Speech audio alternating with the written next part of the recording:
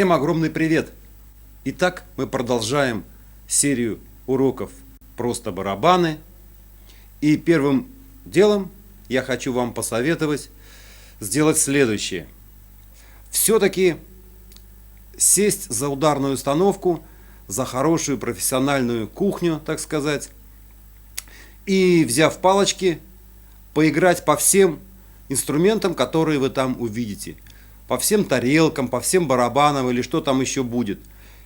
Это необходимо для того, чтобы вы почувствовали, как извлекается звук из этих инструментов.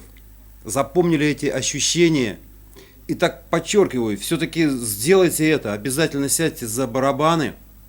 И лучше, чтобы это было с кем-то, кто уже умеет играть на барабанах, чтобы вас проконсультировали, что, как, где-то, может быть, что-то подсказали или помогли.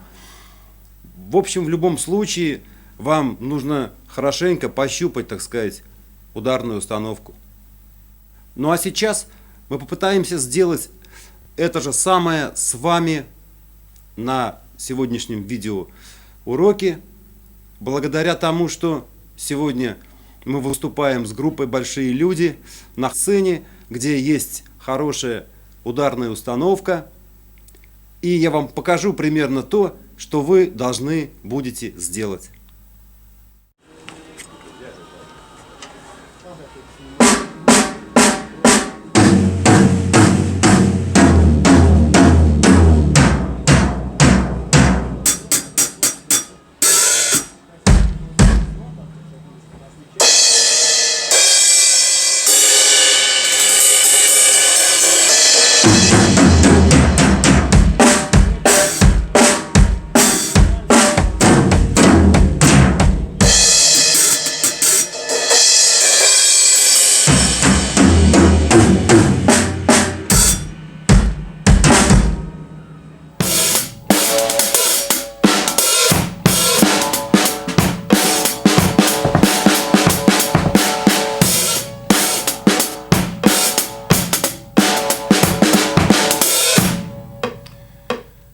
Как вы слышите, что-то там щелкает на заднем плане.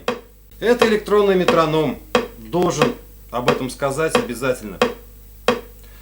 Он нужен для занятий по ровности исполнения ваших партий, упражнений. И поэтому вот эти 4 удара, вот этот первый ритм, который вы, я надеюсь, уже немного освоили, чуть-чуть хотя бы, попробуйте сыграть под метроном. Если вы собираетесь заниматься барабанами, не пожалейте 700 или, может, даже 500 рублей стоит самый дешевый метроном. Или скачать с интернета можно его в свой телефон. Масса вариантов. Но обязательно надо, чтобы был электронный метроном. И попробуйте сыграть с ним.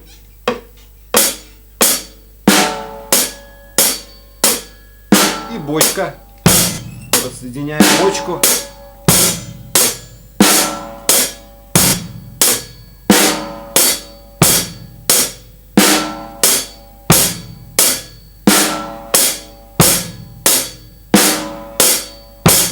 Если у вас получается это, ну хотя бы тактов 8, можно больше, сыграть подряд и ровно с метрономом, значит, дела идут очень хорошо.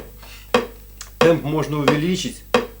Сейчас стоит на метрономе 90 ударов в минуту.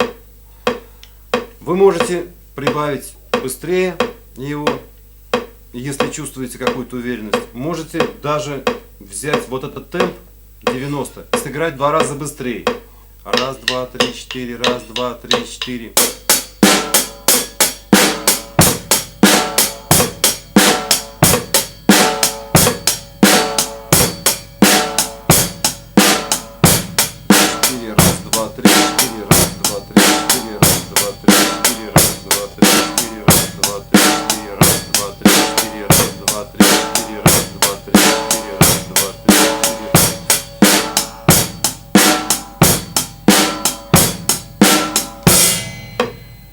Ну и когда это уже ляжет на слух, как говорится, вам, то вы можете приступить к самому интересному занятию на данном этапе. Это игра под музыку, под свои любимые треки, под свои любимые группы. Вы можете играть вот это же самое в 90% случаев. Все только зависит от темпа. Это будет или быстро, или медленно. И если это очень быстро, возьмите другой трек и попробуйте поиграть. И вы будете чувствовать, как время пролетает очень быстро во время вот этих занятий. Гораздо быстрее, чем если бы вы занимались без музыки, а просто так вот, под метроном, скажем, под тот же. Итак, попробуем. Вы можете надеть наушники, можете использовать любые колонки и играть под любую музыку. Например, под эту.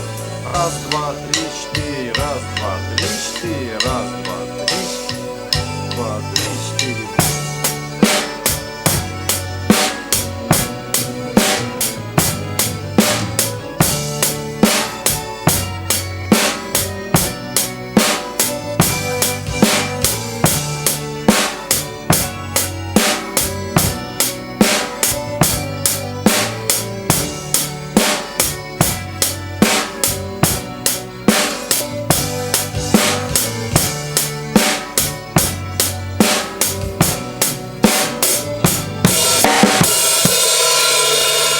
Раз, два, три, четыре, раз, два, три, четыре, раз, два, три, четыре, раз, два, три, четыре, раз, два.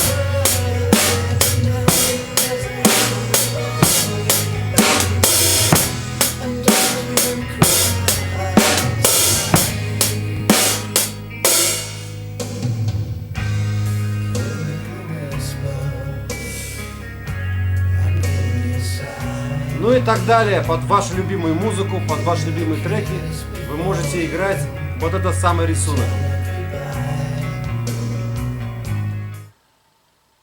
А сейчас мы посмотрим, что же это было на самом деле, если это нарисовать на бумаге. Вот мы играем хай-хет. Раз, два, три, четыре. Вот такими крестиками обычно изображается на бумаге и вообще в нотах железо, то есть тарелки, хэт и все, что касается вот этих звенящих инструментов. Итак, рисуем 1, 2, 3, 4. Вот что мы с вами играли по хэту. То есть это звучало так. Дальше, к третьему удару мы присоединяли малый барабан.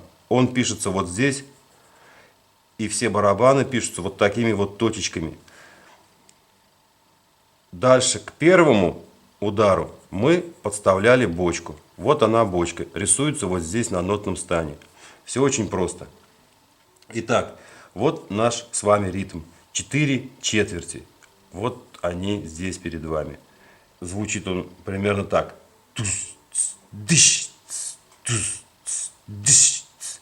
Всегда рекомендую петь, пропевать про себя или вслух вот эти вот ритмы, которые у вас есть в голове или которые вы видите перед собой на бумаге или в формате PDF. Итак, 4 четверти. Не случайно размер в нотах указывается в начале нот.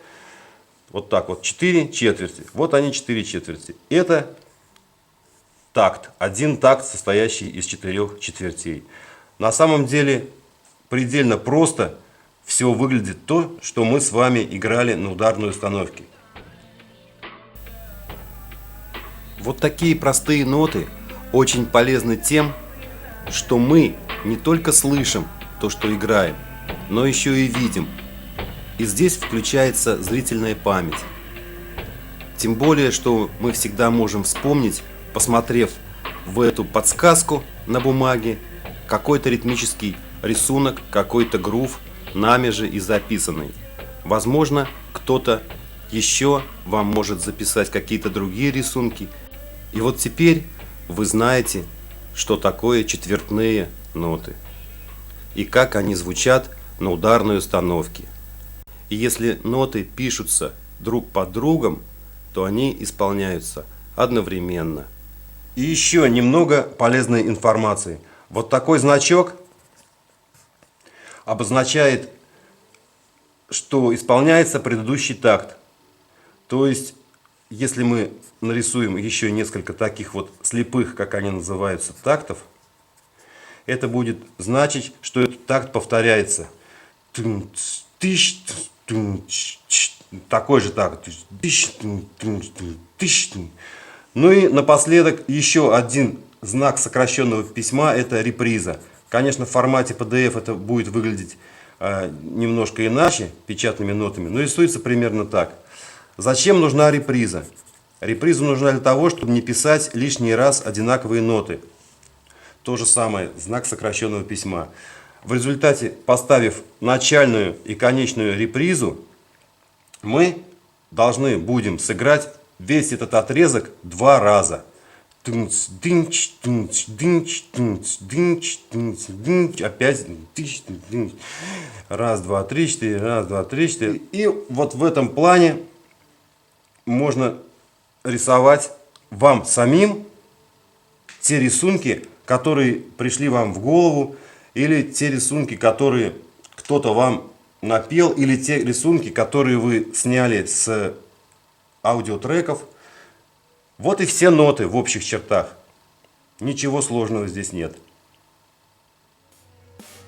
Подписывайтесь на канал, следите за новыми выпусками. А также не забывайте заходить на сайт проекта ProDrums, где вы найдете всю необходимую информацию к серии видеоуроков и дополнительный контент по обучению игре на ударных инструментах.